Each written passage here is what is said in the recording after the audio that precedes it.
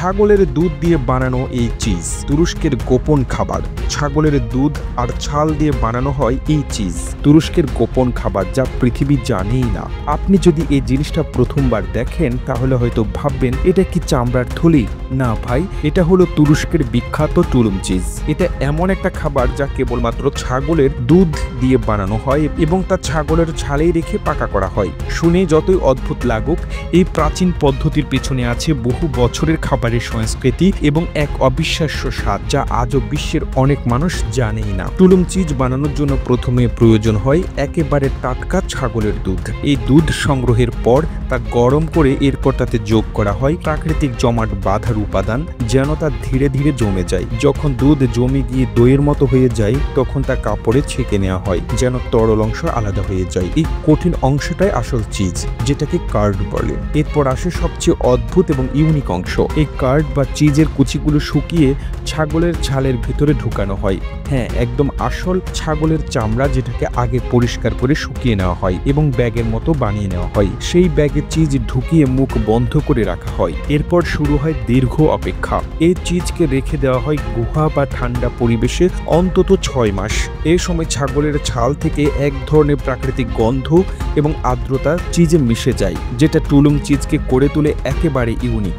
এই চিজের স্বাদ একবার যে পায় সে নাকি আর অন্য চিজ মুখে তুলতে চায় না, কারণ এর টেক্সচার নরম কিন্তু ঘন, স্বাদে ঝাঁঝালো কিন্তু মোলায়েম। এক ধরনের আদি এবং আকর্ষণীয় টান থাকে এই চিজের, যা সাধারণ চিজের মতো নয়। অনেক নাম করা আন্তর্জাতিক রেস্টুরেন্ট, শেফ এবং চিজ ক্রিয়েটিভ এই টুলুম চিজকে বিশ্বের সেরা গরমে চিজগুলোর একটিতে গণ্য করে। টুলুম চিজকে বলা হয় প্রাকৃতিক ফার্মেন্টেড চিজ, কারণ এতে কোনো কেমিক্যাল বা আর্টিফিশিয়াল সংরক্ষণকারী উপাদান থাকে না। ছাগলের ছাল নিজেই হয়ে ওঠে এক ধরনের সুরক্ষা, যেটা ভেতরের চিজকে বাইরের জীবাণু থেকে বাঁচায় এবং ধীরে ধীরে তার স্বাদ বাড়ায়। এই প্রক্রিয়া এতটাই নিখুঁত যে শত বছরের আগের মানুষও প্রায় একই পদ্ধতি ব্যবহার করত। তবে টুলুম চিজ বানানো খুব সহজ নয়। প্রতিটি ধাপে থাকতে হয় সতর্কতা, ধৈর্য এবং পরিচ্ছন্নতা। ছাগলের ছাল যদি ঠিকভাবে পরিষ্কার না করা হয় তাহলে চিজ নষ্ট হয়ে যেতে পারে।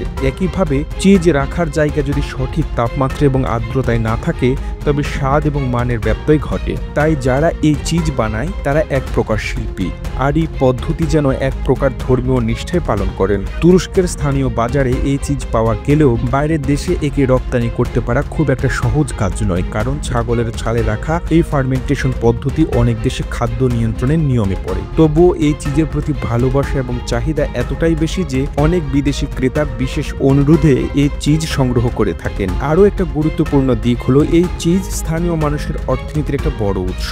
ছাগলের দুধ থেকে চিজ তৈরি করে তারা সেটা বিক্রি করে জীবন চালায়। অনেকে আবার ছাগল পালন করে শুধুমাত্র এই চিজের জন্য। আর যেহেতু এটি এক ধরনের হস্তশিল্পের মতো, তাই প্রতি বছর পর্যটকেরা তুরস্কে গিয়ে এই চিজের আসল স্বাদ নিতে চায়। প্রতিবেদনটি তৈরিতে তথ্য ও উপাত্তের সাহায্য নেওয়া হয়েছে দূরবীন ডেইলি নিউজ নামক ফেসবুক পেজ থেকে। আর এতক্ষণ আপনারা সঙ্গে ছিলেন বিশ্ব বাংলার। সেই সঙ্গে আপনি বাংলাদেশের কোন জেলা থেকে এই ভিডিওটি দেখছেন আমাদের কমেন্ট করে জানান। আমরা পরবর্তী ভিডিওতে আপনাকে ধন্যবাদ জানাতে ভুলব না। এতক্ষণ বিশ্ব বাংলার সাথে থাকার জন্য অসংখ্য ধন্যবাদ।